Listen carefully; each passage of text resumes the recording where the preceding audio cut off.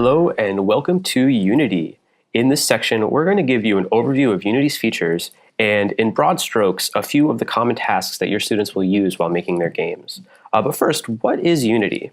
It is a powerful game-making platform, and it is an industry standard, meaning it is preferred by many professionals and companies that are out there.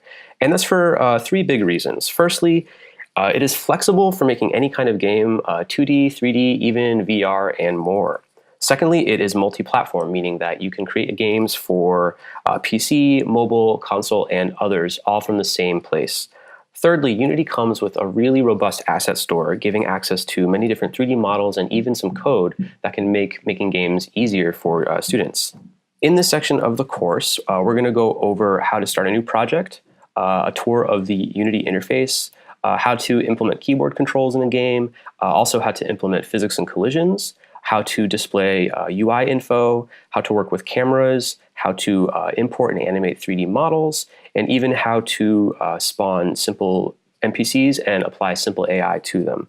Now, these videos are not necessarily comprehensive how-tos on how to do all these things.